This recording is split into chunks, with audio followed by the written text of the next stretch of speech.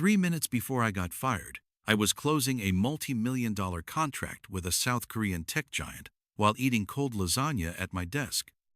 The kind of deal that would have carried our Q4 like Atlas carried the sky, and then the universe sneezed in my inbox. The email dropped mid-call. I was nodding at Mr. Kwan's polite English when the subject line pinged, "Immediate termination notice." I didn't open it, thought it was phishing. Or maybe someone on the finance floor getting creative with internal pranks. In September, my hand hovered over the mouse. The voice on the call kept speaking, and I kept pretending I wasn't unraveling inside. That email just sat there, humming like a live grenade. When I finally clicked it, I muted the call. 2 lines. From the COO, Damien Vale. Due to operational restructuring, your position has been made obsolete. Please vacate the premises by 5 p.m. today. Final compensation will arrive in 14 business days. That was it. Cold, sharp, clean, like a guillotine. I didn't feel rage or grief, just a hollow clarity, like the breath before lightning. I unmuted. Let's proceed with Soul's terms. I'll send paperwork by EOD, I said, and hung up. I would not be sending any paperwork. I went straight to the executive washroom, locked the door, looked at myself. Lipstick still perfect, blazer crisp. Eyes? Unreadable. No tears, no gasps, just a pulse slowing into ice. Then I pulled out my phone, scrolled through a locked folder labeled blackbird.exe, and tapped. No alarms blared, no fireworks, just a silent script triggering a sweep unfolding like fog across every system they thought they owned. Back in my corner office, I began packing. Slowly, deliberately, only what mattered. A 1,930 Mont Blanc from my grandmother. My PhD certificate from MIT still rolled in the original tube. A brass chestnut I won in a university hackathon. And the framed photo of my daughter now stationed overseas and still thinking her mom just handled brand strategy. I left behind the 12 Innovation Excellence trophies. I didn't take the engraved cube that read "Loyalty is value," because I wasn't loyal anymore. Outside my glass walls, things began to blink. First, the live data dashboard on floor 5. Then, the R&D cloud sync crashed, followed by the IT war room on floor 9. People started noticing. Internal platforms began logging users out: Slack, Drive, even the biometric key system. Damien's precious espresso machine in the exec lounge hissed once, then died with a red blink. I didn't need to stay, but I did, just long enough. That's when Damien burst into my office, footsteps frantic, face pale, like a man whose yacht just sank mid-ocean. "What the hell did you do?" he barked, voice cracking like a dropped Bluetooth speaker. I didn't look up right away, just gently placed the chestnut into my tote. Then I met his eyes. "You said I was obsolete," I said coolly. "So I removed the obsolete code." His hands slammed the desk. "This isn't a joke, Lena." I stood. He instinctively stepped back. "No," I said. "It's closure." I walked past him.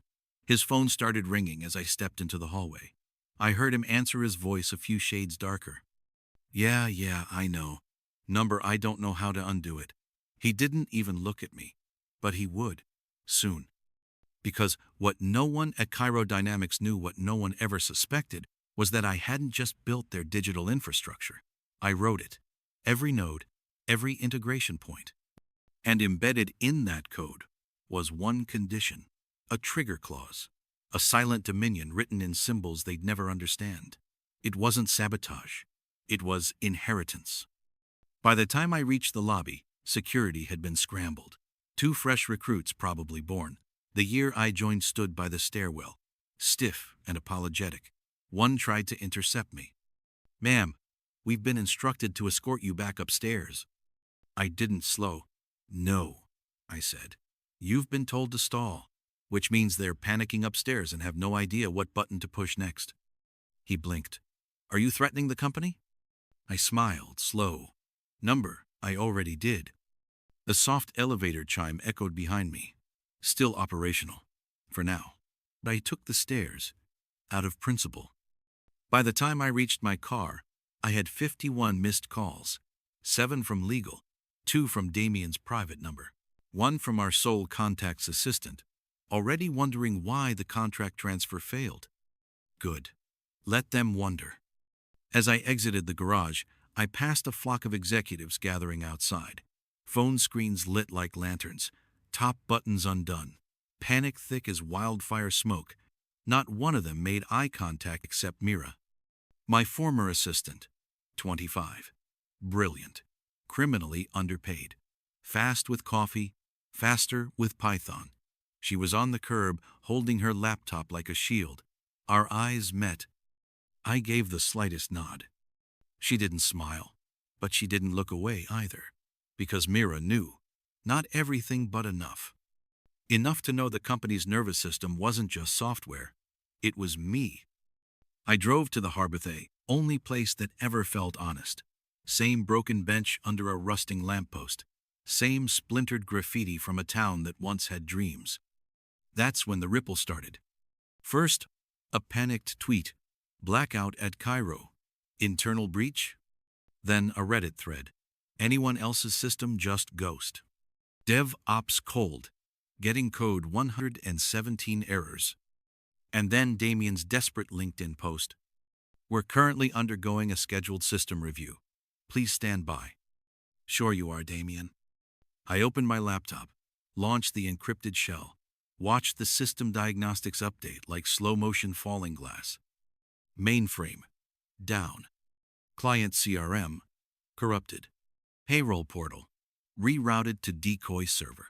Financial cluster, offline. 1 red alert, then 2, then 5. Like stars going dark in reverse spelling out one message in binary, you shouldn't have fired the architect. That's when the real calls began. The next round of calls wasn't from the company. These weren't listed on any HR ledger or IT call logs. They came from hidden, numbers encrypted, international codes tied to contacts who technically didn't exist. Not in any chirodynamics.org chart. One rang. I answered. A woman's voice, German accented, clipped and glacial. You activated it.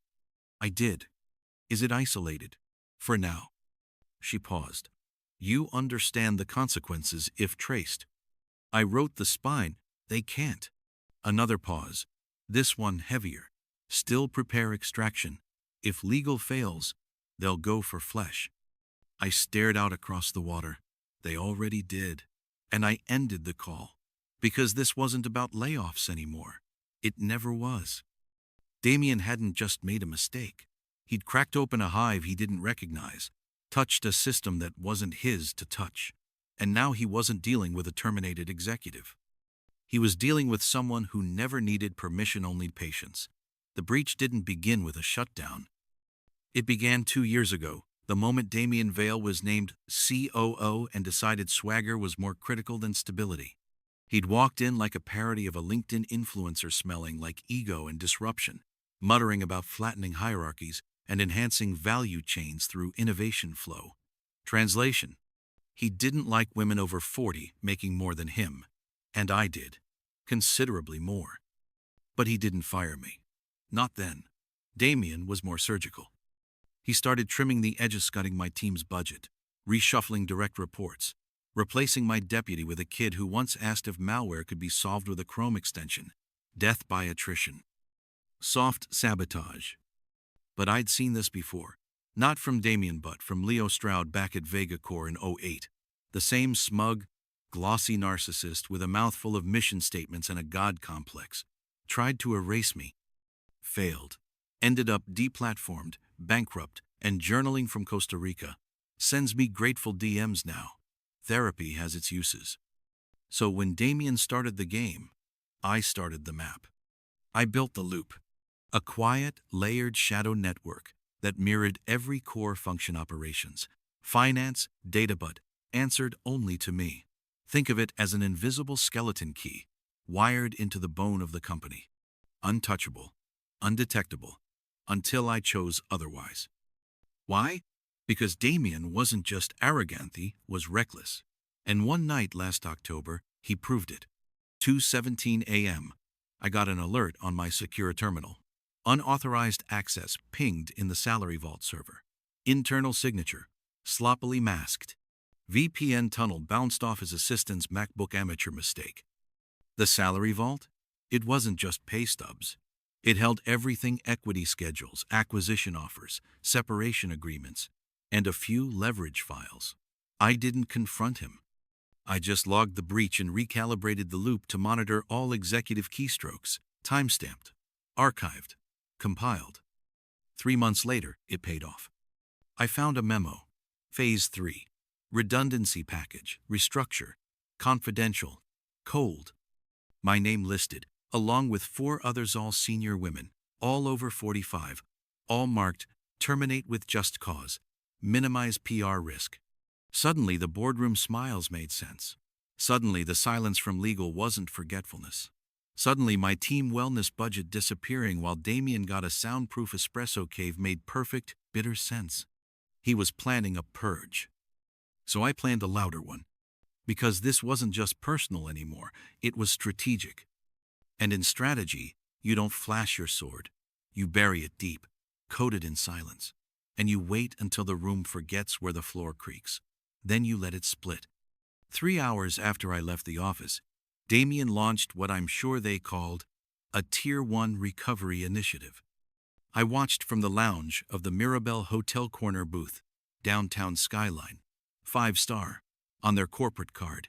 They hadn't revoked it yet. Sloppy. Across the bar, a television switched from muted Champions League commentary to a red banner. Breaking. Major East Coast tech firm suffers internal lockdown. Operations suspended. I sipped. Neat. No garnish. Then refreshed the loop diagnostics. They had rebooted the core server, which triggered a false positive loop I built into the mirrored infrastructure. The reboot gave them a perfect illusion dashboard, green systems live, but under the hood, chaos. Junk access, decoy nodes, recursive data traps, every click a mirage, every login a whisper into the void. While they chased shadows, I watched their empire unravel in real time. Finally, Damien called. Blocked number. Obvious. Amateurs. I answered without speaking. He launched in rapid-fire, brittle voice.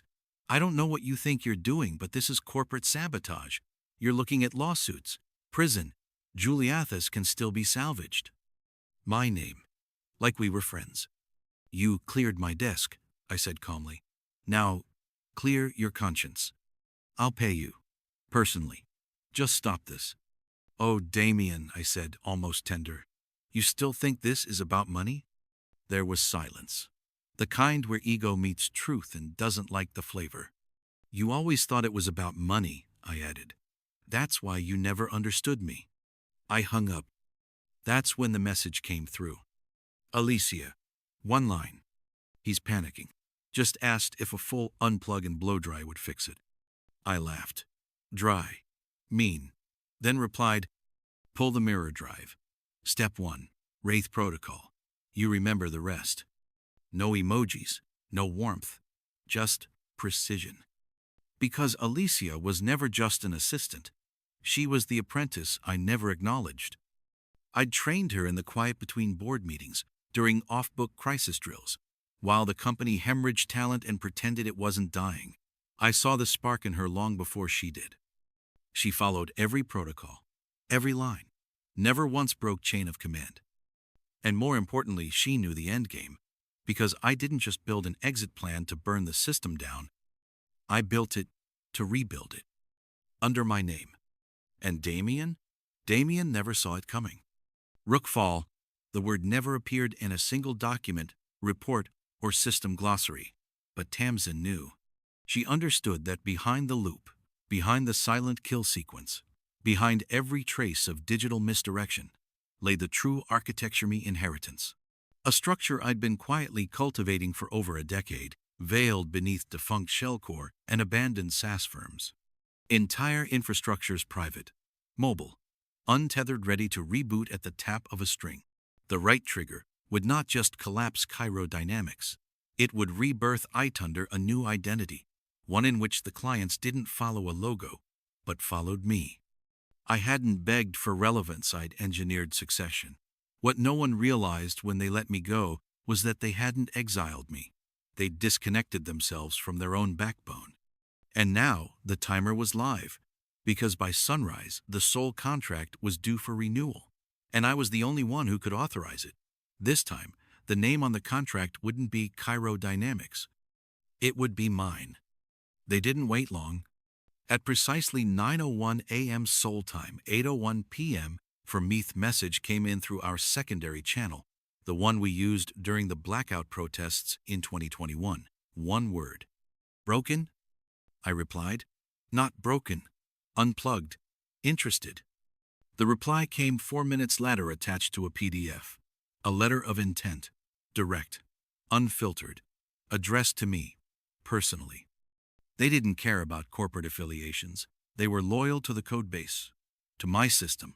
To the fail-safes I designed that kept their logistics breathing when every other vendor flatlined in monsoons. Now, they were offering to migrate the entire contract. No intermediaries. No Damien. No delays. I closed the file. And I settled. Not with relief, but with something heavier. That trembling thud the heart makes before a board presentation that decides whether you meet payroll or shutter 3 offices. It wasn't relief. It was arrival. Tamsin called 30 minutes later. Burner phone, encrypted line. Her voice was steady, but the edges were coiled. He's locked himself in the data vault, she said, screaming about how you've hijacked the soul of the company. Legal's trying to file emergency arbitration, but they can't even load the template files. I leaned back, smiling. Perfect. Begin phase 2. She hesitated. Lena, phase 2 erases everything. Board archives, the partner cache, even my project history. I know, I said. It has to be sterile. If even one byte of my system leaks back into theirs, they'll claim partial IP. They'll subpoena, drag us into court until we're fossils in litigation slides. Phase 2 didn't just burn the bridge. It turned the shoreline into glass. Tamsin typed in the fail commands. I heard the tension in her breathing as she entered the last key. Rookfall. Execute. 5. No bang. Just precision. My name evaporated. From every commit log, every build register, every legacy access tree. Even the digital wall outside the former R&D wing, the one that once bore my signature in aluminum font, flickered, glitched, and reset to unattributed contributor. Inside, chaos turned to silence. Not confusion anymore. Loss. They weren't just locked out, they were amputated. I reopened my laptop, logged into Rookfall. Reclaim, fresh, sterile, entirely mine. Within the hour, 3 new messages landed. One from a Munich aerospace contractor, one from a Norwegian fintech syndicate, one from a DC agency that technically didn't exist. Each with some version of the same question. Are you accepting contracts under the new umbrella? Umbrella. That made me laugh. That's what I had been for 22 years, shielding suits from storms they couldn't pronounce. And now? Now, I was the storm, and I'd only just started to rain. By midnight, the old Cairo homepage had collapsed into a single glitching splash screen. Static text. A typo-riddled apology. We are experiencing technical difficulties. Please check back later. That spelling told me everything. Damien wrote it himself. Unfiltered. Spiraling. I knew that spiral. I'd seen the flicker in his eye whenever investors pushed back too hard. I'd seen the jaw clench during quarterly Q&As when he forgot which buzzword solved which crisis. I once saved his ass mid-presentation with a fake network outage and a dummy slide deck. He'd thank me with a wine bottle and a pat on the shoulder, like I was a hired babysitter who just prevented a tantrum in front of the grown-ups. Now, no one left to hold his leash. At 12:22 a.m., a private video message hit my secure inbox. Not a call, a pre-recorded clip. From his wife. I almost didn't open it, but curiosity had always been my curse. She sat alone in their sleek kitchen, backlit by the oven timer. No filters, just the raw look of a woman who'd lived with collapse long before the boardroom ever saw it. Lena. she said softly. I don't know what he did, but he keeps saying your name over and over, like it's either a confession or a spell. She looked away, then back. I know this won't matter to you, but you were right. About all of it. She ended the message without plea, without justification. Just surrender. And I didn't feel triumph, or even satisfaction. Just the absence of resistance. Because the chessboard had already turned to cinders. No pawns, no kings. Just the dust of ego. By morning, my inbox was overflowing, not with questions about what happened, but with invitations. Former clients, old partners, asking the same thing. Do you have room at your table? Damien didn't realize it yet, but his flailing live stream? It was the best public relations campaign I never paid for. Every rant, every deflection, every denial tightened the rope he looped around his own mythos. Because now, the world was seeing what I'd always known. You don't fire the engineer and expect the engine to keep running. That evening, I got a call. Not from legal, from a number I recognized from deep black contacts. A voice-clean American tone. No intro, no agency tag. Didn't need one.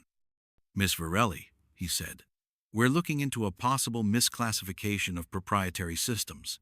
Can you confirm the architecture was entirely of your design? The sole contract was finalized by 9:14 a.m. Signed under my new entity, Verdant Systems, a name I'd trademarked 6 months prior, quietly, strategically, because here's what no one ever grasped. While they labeled me obsolete, I was orchestrating succession. Not just survival, ascension. Tamsin had activated the core team, 2 data integrity analysts I'd rescued from a redundancy audit, a legal strategist who once sued our company and respected me more than her own partners, and a back-end engineer from Ontario blacklisted for refusing to sell user data to third-party buyers. Individually, nobodies. Together, untouchable. At 10:41 a.m., Damien finally went live, a company-wide broadcast. Sweaty, wild-eyed, he leaned into the boardroom cam like a man unraveling on a live stream. There has been an unauthorized intrusion by a former employee, he stammered. This act will be pursued to the fullest legal extent. We're collaborating with our partners to restore essential services. He paused, then veered off script. The unraveling was obvious. She thinks she can destroy everything we built, he growled. But she was never the foundation, just a tool. The clip hit Twitter within minutes. Tamsin posted one word beneath it: scalpel. The replies surged like wildfire. No one takes down an entire ops stack like that unless she is the stack. He called her a tool? Funny. Tools don't design the blueprint. And that was just the beginning. Scalpel? Bro, she took the whole damn brain. That was the top comment under Damien's meltdown video. And it wasn't wrong. Another post read, put some respect on her name. Verdance isn't coming. Verdance is already here. Damien didn't realize it yet, but his flailing live stream? It was the best public relations campaign I never paid for. Every rant, every deflection, every denial tightened the rope he looped around his own mythos. Because now, the world was seeing what I'd always known. You don't fire the engineer and expect the engine to keep running. That evening, I got a call. Not from legal. From a number I recognized from deep black contacts. A voice-clean American tone, no intro, no agency tag. Didn't need one. Miss Varelli, he said, we're looking into a possible misclassification of proprietary systems. Can you confirm the architecture was entirely of your design? Every string, every shell, every bypass, I replied, which is why your subpoena will bounce off their legal firewall like a rubber dart in a hurricane. There was a pause, then the click of a lighter in the background. Would you be open to consulting? I smiled, not out of arrogance, out of recognition. The balance had shifted. For 20 years, I'd built fortresses for other men. Now, I was being asked to teach them how to dismantle their own. I don't say yes. I don't say no, I told him. Send your questions in writing. My new counsel prefers it that way. Then I hung up.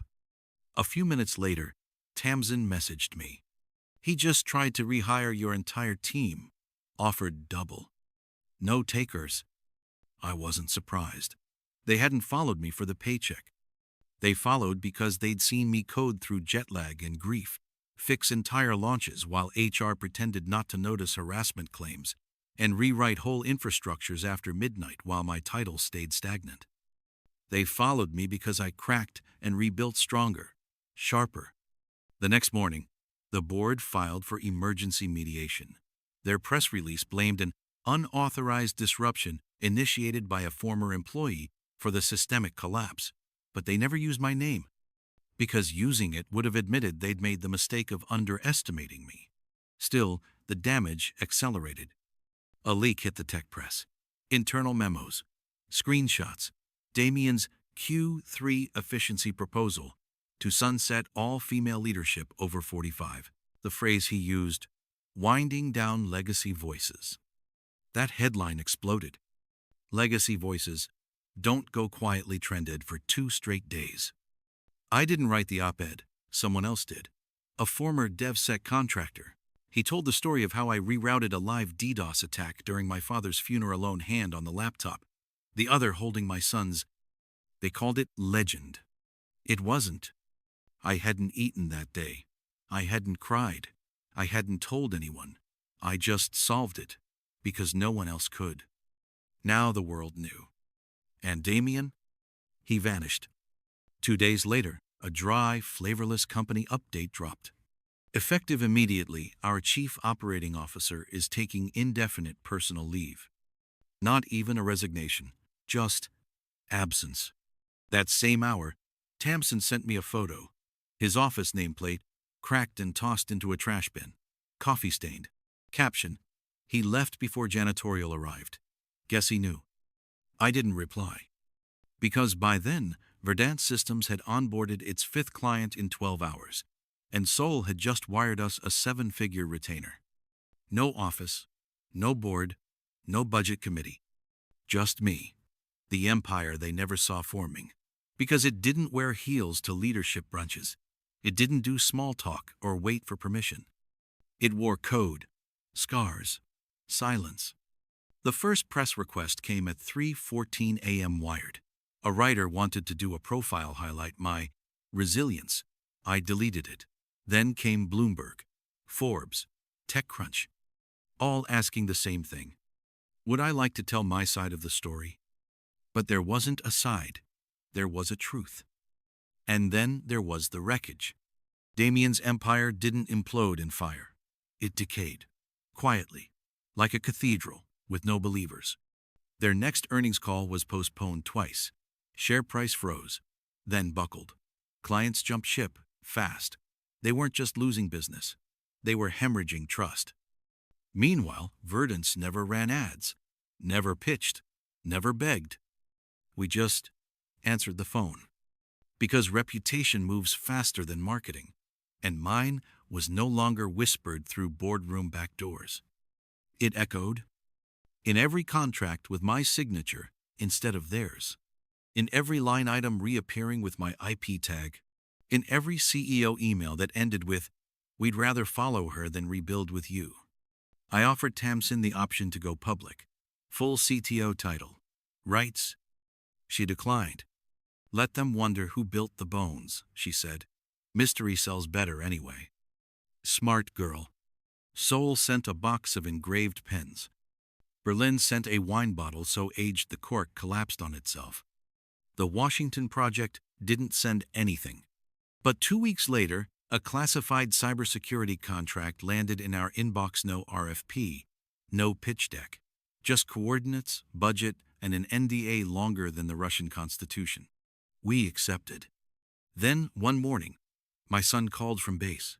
Video chat. Face clean-shaven. Eyes tired. He looked at me a long moment. "Mom, you're trending again." I laughed. "Finally cool?" He shook his head.